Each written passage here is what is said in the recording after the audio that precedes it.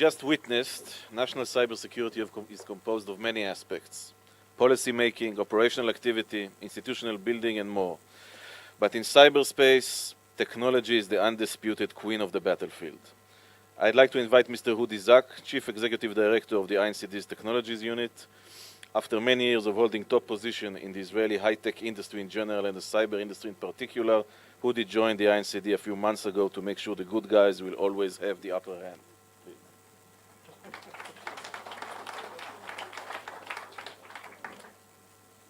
Thank you, Roy. No? Okay. Now you hear me? Okay. Okay, good. Hi, everyone. I can't stand behind this. I hope it's okay. Professor Ben Israel just said that many of the people wandering around the corridors don't know what cyber is, so I want to dwell a bit on that. Exactly 7 years ago, a Jewish-American mathematician called Norbert Wiener wrote a book called Cybernetics, or Communication and Controls in the Animal and the Machine. This book was one of the cornerstones of a new scientific discipline, which we now know as computer science. Many of us do know that cyber is a short form of cybernetics, which is the phrase used by Norbert Wiener as the title of his book. But how many know what cybernetics, where the word cybernetics is coming from? Well, apparently the word cybernetics is coming from ancient Greek, where the word Kubernetes means a helmsman or a person steering a ship, coming from the verb kubernan, or to steer. And if there are any Greeks in the audience, I apologize in advance, I'm probably not pronouncing it right.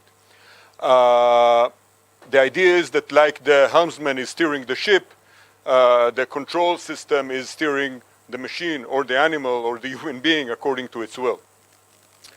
The reason I'm bringing it up is because with this newly founded battleship called INCD, the technology unit which I'm in charge of, in my mind, is both the engine and the steering wheel. It's the engine because we supply the tools, the systems, the professional knowledge for the INCD operational units to perform their daily tasks and work toward that ultimate mission that was entrusted in our hands, which is to keep Israel safe against cyber attacks.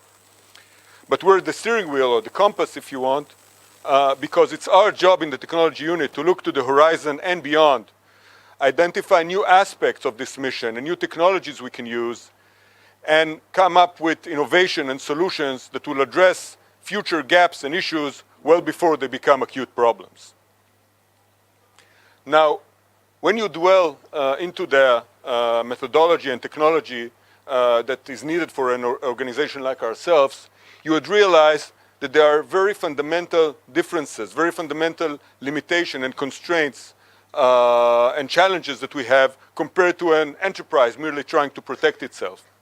And these fundamental changes drive very different solutions and processes than the ones prevalent in the market, which were predominantly built to support enterprises and individuals. Some of that you'll see here. First, we have a much larger footprint to protect, at least in most enterprises. We have basically tens of millions of endpoints to protect, and huge amount of traffic in the national network. This traffic is going through multiple ISPs and down to thousands of unrelated networks. And these networks, in their turn, belong to a very diverse set of entities, differing from one another in size, security knowledge, and also in resources, starting from the government and critical infrastructure organization, all the way down to small, medium businesses and homes. And each such organization has different set of needs and different threat scenarios, so trying to fit a one national defense product fits all probably is not going to work. As a government entity, we're working under strict legal limitations. We cannot do everything an organization can do protecting its own network. We cannot put an agent in every endpoint. We cannot monitor every segment of the network. Even for networks that we do have access to through cooperation of the network owner, we are still limited with the data we can extract and analyze due to privacy concerns, for example. And we also, another aspect of our uniqueness is the fact that we have very different objectives and goals than an organization. Simplifying a bit, an organization, an enterprise basically wants two things. One is to block whatever it can on the perimeter, and whatever malware that manages to get in, he wants to contain and clean as quickly as possible and get on with his life. We as a government organization have different goals in mind. We want to understand the total scope of the campaign beyond the places where it's already been discovered. We want to understand who the attacker is, what his intentions are, and also trying to forecast his next step. So for that, we need different investigation tools and different use of technology. Of course, we have things playing in our favor. We indeed don't have the data, the entire data of each organization, but the fact that we have a visibility around many organizations gives us a wider perspective. And the fact that we can cross-reference this with confidential information we have access to coming from other agencies gives us an ability to put things in context, better tune and focus our searches, and eventually build a more comprehensive and complete picture of the attacks and threats relevant for the Israeli cyber domain. Trying to illustrate the differences and the similarities between a national defense organization like ours and a security team of an enterprise, I've used this Gartner model, which I guess most of you know, the adaptive cyber security defense, I think it's called. And we gave it a twist because a surprising number of the categories here do apply for us, but with some alterations and interpretations. So let's start with the basic. Defining the baseline security posture of an organization. Here, for government and critical infrastructure organization, as Igal pointed out, we're both the auditor and the regulator. And we work very closely with these organizations, making sure that they adhere to the strict regulatory requirements that we put in place. However, we don't stop there. And we work very intimately with the sectors and the organizations to identify critical assets, key processes, cross-referencing it with a relevant threat for this specific sector, and by that building a risk-based defense strategy. Moving forward to anticipate threats. Here we're obviously diligently working on collecting and fusing and analyzing a large set of threat intelligence sources, open source, commercial, government-owned, to create a unified picture of the threats and attack, including also, as I've said, characteristics that are more relevant for a national organization like attribution and intention analysis of the attackers. Moving forward to the detection and investigation. Here we leverage a large set of sensors we place in the national networks and in the government organizations. And we collect these and fuse them also with alerts that we get from the private sector that is cooperating with us. And we put it all together, prioritizing it and investigating the highest priority alerts to make sure we understand at least the sophisticated or the important attacks in our landscape. I'll get back to the prevent later on. I didn't circle it by mistake.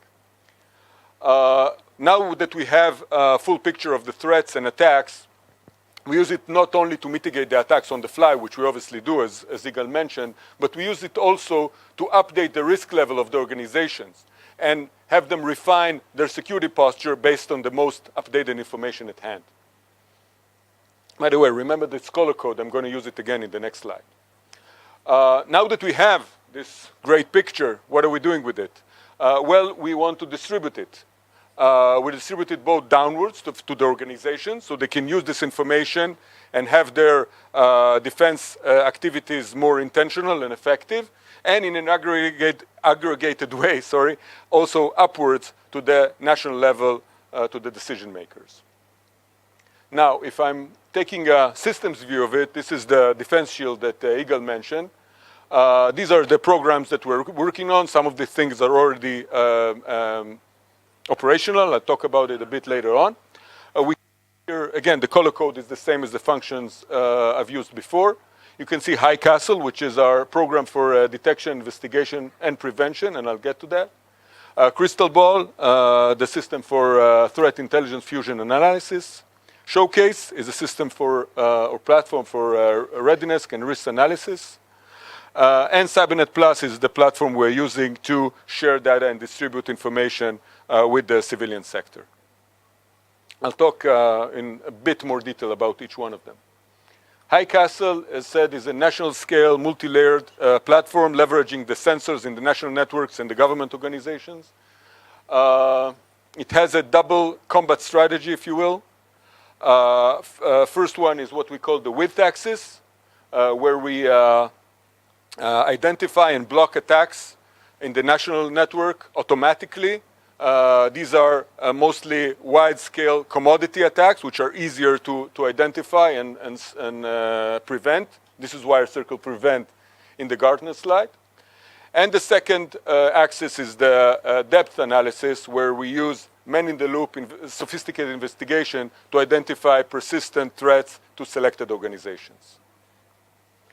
Crystal Ball is our threat intelligence fusion system. Again, it uses a large set of sources, combining them with the telemetry-based findings of High Castle and creating a unified picture of the threats and attacks. It enables the intelligence division the ability to do their research and trend analysis and whatever they need to do to fulfill their task, but it also sends out feeds and other products of various level to be shared and used by the civilian sector, by our civilian sector counterparts. Showcase is a holistic system for measuring readiness and managing risk for critical infrastructure and other sensitive organizations.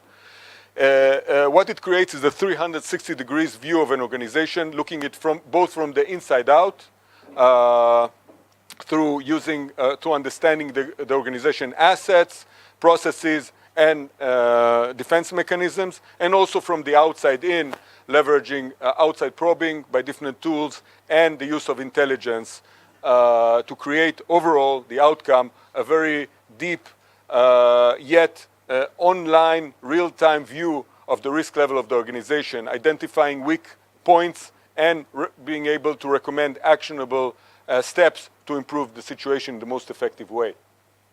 The system also aggregates sectorial and national level readiness, again, for the use of the strategic decision makers. CyberNet Plus is an extension of the already operational CyberNet system. Some of you may be using this system. CyberNet has hundreds of users that share incident information, data every day as we speak. And we want to extend it, both in terms of numbers of users, get to 1,000, maybe even more, and also improve its operability, make it much more easier to use, but more important than that, add new data types, new services, new ways to communicate and exchange information to make it more valuable both to the users, to the civilian sector counterparts we work with, but also to ourselves through the information we get from these users. And this is trying to leverage the really unique level of trust and cooperation we got from between the public and the private sector over the last year of operation of this system, which is really unique compared to most other countries in the world. We have many more programs. Igal already mentioned the cyber and civil aviation, so not dwell on that. We really understand the huge gaps we have here, and there are a lot that can be done. Igal mentioned the biometric unit. We're working jointly with them to build a trusted national authentication transaction platform, starting with interaction between the government and the citizens, but later on we'll be able to add private service providers that will be able to join and enjoy this platform. We have national cyber labs. The first one is a SCADA lab, which is being built this day as a joint product between us and the Department of Energy in Israel, and many more others in Medisec and other areas. So as you see, we have a lot on our plate. The technology unit is gearing up to enable a step function in the level of security of the State of Israel. It's not an easy task, as you probably realized, and there's no cookbook for us to use. We're actually feeling almost every day that we're writing this book as we go along. but with the great team we have in place, with the great cooperation we're getting from government agencies and private sector organizations, and with the close relationship we have with the industry leaders in Israel and beyond, I'm sure we can succeed. So with that in mind, thank you very much for listening, and I hope you enjoyed the rest of the conference.